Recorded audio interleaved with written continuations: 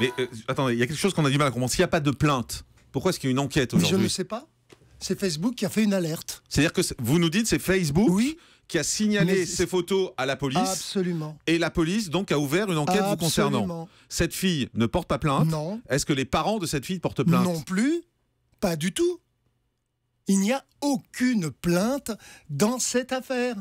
Vous nous dites que la police a fait des démarches auprès d'autres familles. Oui, de fans qui communiquaient avec moi, qui dansaient parfois sur scène avec moi, qui me suivent en tournée pour savoir si j'ai des addictions, si j'aurais provoqué des choses, etc.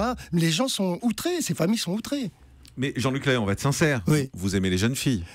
Qu'est-ce que vous entendez par jeune? Vous avez toujours dit, vous l'avez dit récemment encore dans une interview, vous dites j'aime les Lolitas. Alors je ne sais pas à quel âge commence le côté Lolita pour vous. Donc c'est la question que je vous pose. J'ai une tendance à remarquer et être attiré plutôt dans la tranche d'âge 18-35 ans plutôt que 60 ans. J'en fais l'aveu. Est-ce un crime? Je ne sais pas. Si elles ont 18 ans, ce n'est pas un crime. Même la majorité sexuelle, je vous le rappelle, est de 15 ans.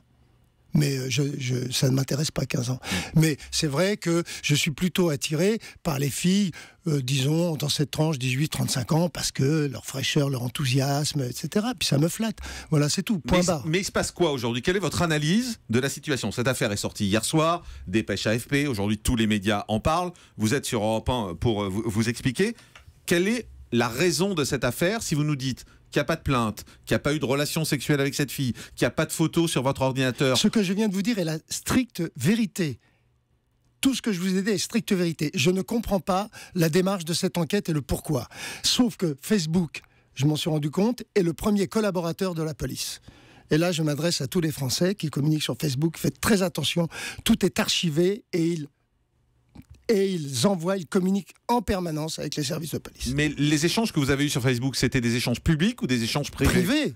Privés, bien sûr. Donc vous nous dites que Facebook, en fait, a été allé voir la police avec des échanges privés? Absolument. A fait une alerte sur des messages privés. Vous pouvez regarder sur mon mur, n'importe quel Français qui nous écoute ira sur mon compte Facebook et verra qu'il n'y a que des photos de parution de télé de moi ou d'actualité. Il n'y a rien d'autre. Mais aujourd'hui, vous nous confirmez quand même que vous êtes convoqué pour corruption de mineurs aggravée? Oui.